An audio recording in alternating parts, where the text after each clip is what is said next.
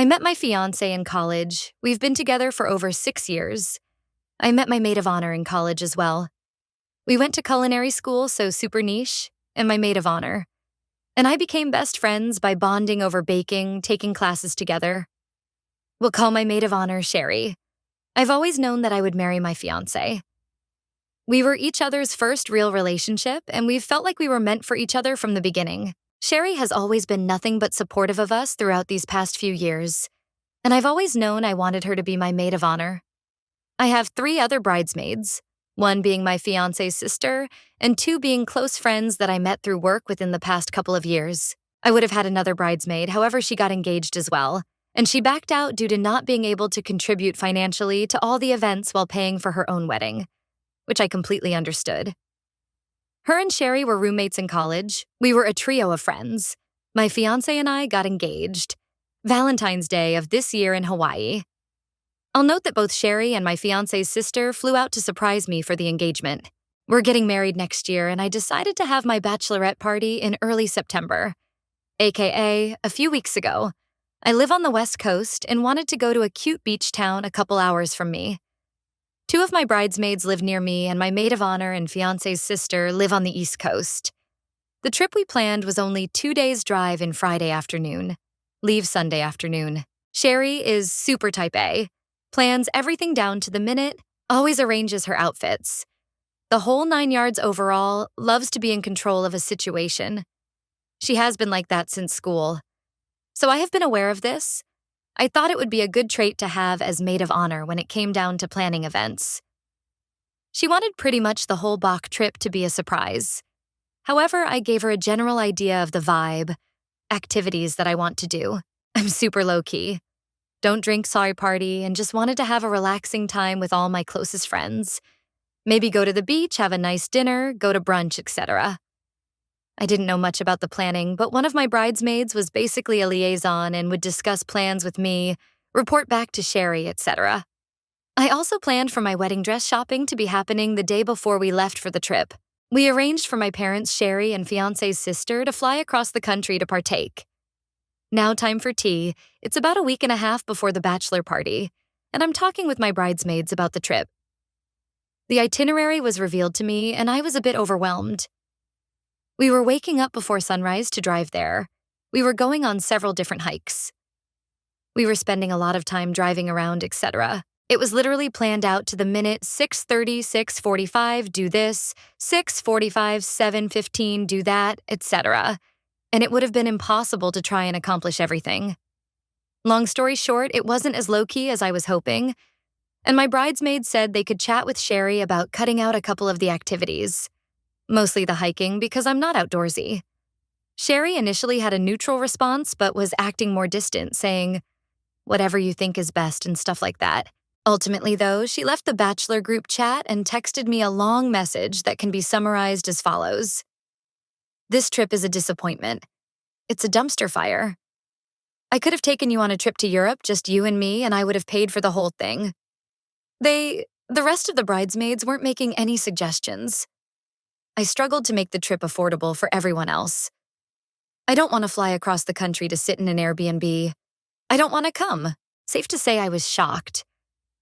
Yes, I understand that I wanted to change the plans a bit, and it was a bit last minute, but we were not changing plans that we had already been paid for, or anything like that. I told her I was sorry for making her feel like I didn't appreciate her time and effort. But I did appreciate her. And that ultimately, I still wanted her to come because I just wanted to have a fun time hanging out with all of my friends. I told her I was stressed at work and just wanted a chill and relaxing weekend, and I didn't want to go on the trip if she wasn't there.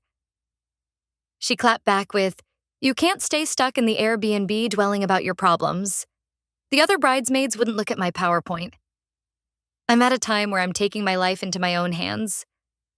I don't give a damn crap about making friends with the other bridesmaids. I know you best. I'm sorry you feel stuck in life and I'm not coming. Shocked, yet again, I figured she was just upset at me, which I completely understood. I tried to talk to her on the phone, but she would not pick up any of my calls. I told her it was unfair of her to do that, and that we needed to talk. She proceeded to text, "I don't give a flying damn about your friends. I'm not threatened by them. This trip isn't special enough and no one wanted to put in the effort. If you're struggling so much financially, then you can reconsider your living situation. She then proceeded to bring up her emotionally abusive ex from over a year ago and how apparently I didn't support her enough. She also brought up that she has lost trust in me because I tell my fiancé everything. She then emphasized again that she doesn't want to come. I said fine. I can't change her mind, but I needed some time to think I go on the bachelor trip without her and have a great time with the rest of my bridesmaids. Flash forward a couple weeks, and I decide to reach out to her to try and make amends. I ask if we could talk on the phone, and she says yes. But for the record, we're fine. And I'm fine. I tell her that I have a few things I need to get off my chest that I was hurt by. A couple of the things she said during our conversation a couple weeks ago. She says, "Okay, so that's not how this is going to work. You're only bringing this up to make me feel bad about my decision. I meant the things I said and I won't apologize. You wouldn't be bringing this up if you really wanted to make amends." I told her I just wanted her to apologize for how she was making me feel if it truly wasn't intentional. Wouldn't that be the least I could ask for? If she really cares about me and loves me, wouldn't she feel bad that I feel hurt? I asked her why she brought up her ex at a time like this when I thought it was long over and she had worked through it. She comes in hot with this one reality check. I knew she was going to pop off from here. Your life is your creation. You chose to move across the country. You chose to follow your fiancé. You chose this new job. You begged to get married. This should be the happiest time of your life. You've gotten everything you've ever wanted. But you're hating every second of it. You should wake up every day and be grateful for what you have. I'm not going to apologize for how I made you feel because I didn't hold you down and inject sadness and stress into you. We didn't move past X's name because I basically hid my feelings from you to protect yours. I pretty much addressed all her points and then some, but I decided then and there to not have her as my maid of honor. I wished her well in life, but I told her that if this much drama was coming from a bachelorette party, how can I know some shenanigans won't happen on my wedding day? My friends were telling me that it seems like she's not in a good place mentally, or else she wouldn't be bringing up her ex. She also couldn't stop talking about how she didn't care to be friends with the rest of my bridesmaids, and that she wasn't threatened by them, which I thought was odd. Just overall, a really strange situation that I still feel like is a fever dream. She has been my best friend for years, and this totally changed my point of view of her. Am I wrong for rethinking our friendship and removing her as my maid of honor? Top comments, commenter 1. Info, did something happen between her and the other bridesmaids? She said the word threatened a few times, and I wonder about that. It sounds like she is overwhelmed and possibly traumatized by something. Maybe you could ask her if there are other things going on for her at the moment? Original poster responded. So, according to my bridesmaids, nothing happened. However, I work with 2 of them currently and have been for the past couple of years. I only see my ex-maid of honor once every year now, and I'm feeling like she thinks she's getting replaced. Commenter 2. I feel like we need more information. Were the other bridesmaids making it difficult for her by not helping or responding? She seemed to imply that she was on her own for planning. And maybe the reason she doesn't care about making friends with the bridesmaids is because she doesn't like them. If they all ignored her when she was trying to get the event organized, I could see why I will get downvoted. But I do see her side. It would be incredibly frustrating to try to plan something, and no one will acknowledge your questions or give ideas. And then when they do finally reach out, it's to tell her she's doing it wrong. Why didn't they come up with suggestions before? Why wait till the week before? She was probably like, screw it, and gave up. It's perfectly reasonable to not want to fly across country for 2 days of sitting in an Airbnb. Original poster responded, I saw all the texts in the bridal party group chat. They did not make anything difficult whatsoever. Made tons of suggestions as we all lived together in the same state and were vocal about what they were willing to spend. At the time, Sherry said it was fine, but then she comes to me and complains that they weren't willing to spend money on anything. If anything, they made better suggestions for activities. For example, I don't party, drink, and Sherry wanted to do a night of bar crawling, which they said I wouldn't like. Sherry had suggested whale watching, which they mentioned that I wouldn't like. The reason everything happened the week before was because that's when I found out about the plans, and I only wanted to get rid of a few of the hikes. Not or lookout points that were far away or involved a lot of driving. The rest of the weekend went according to plan, down to the same restaurants, boutiques we were scheduled to shop at, and beaches to go to. I told her that I knew it was terrible timing, but I was advised by the rest of my bridesmaids to speak up. And so I did. Commenter 3, wow.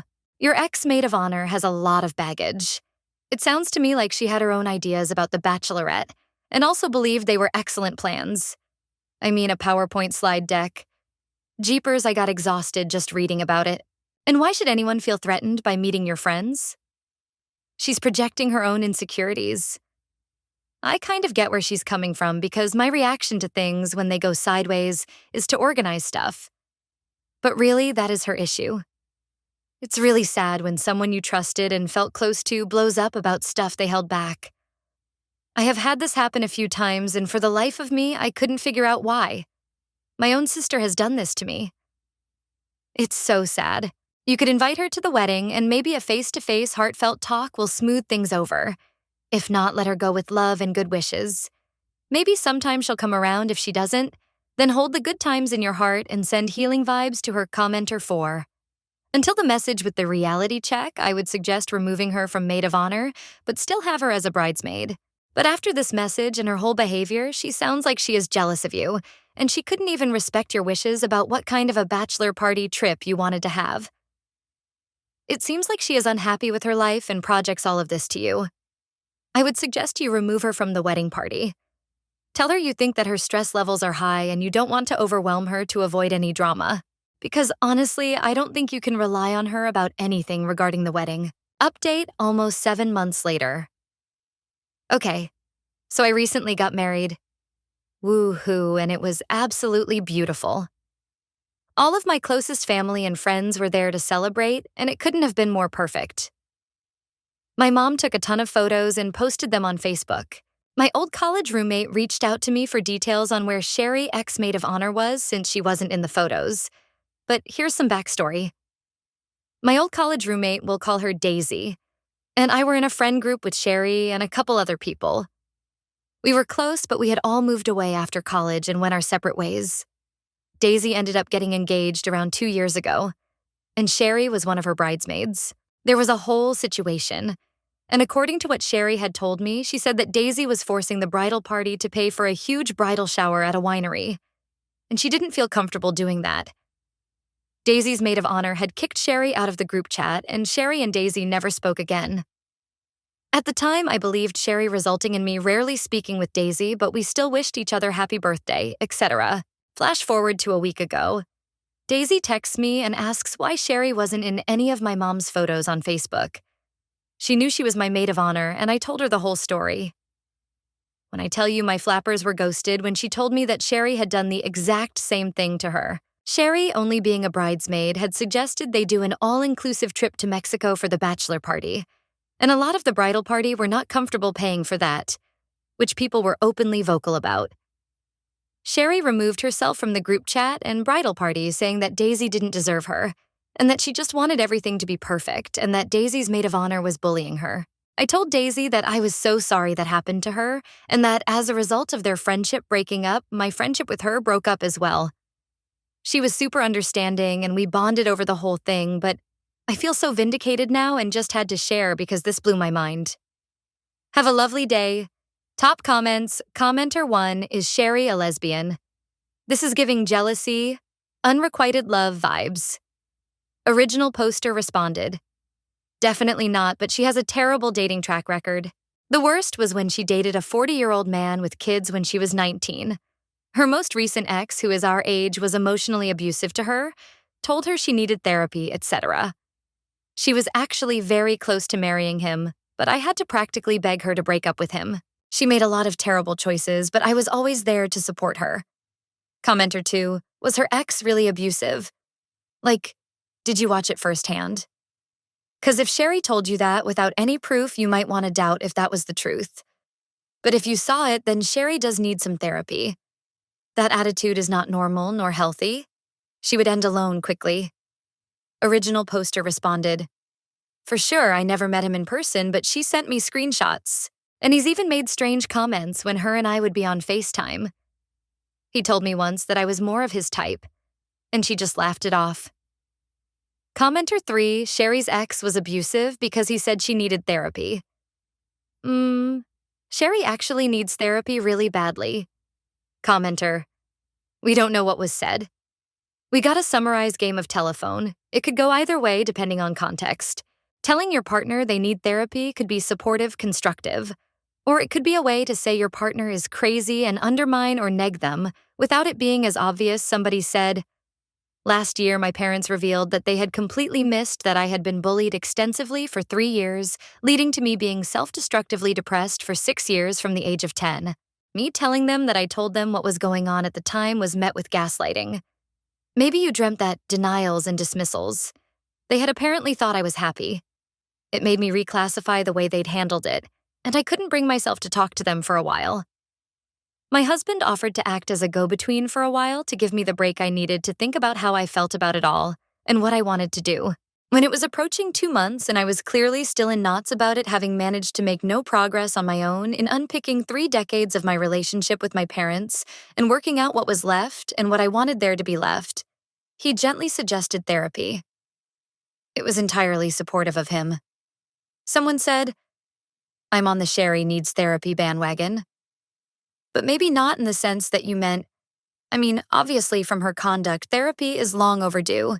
But she thought enough of Original Poster to fly out for the engagement.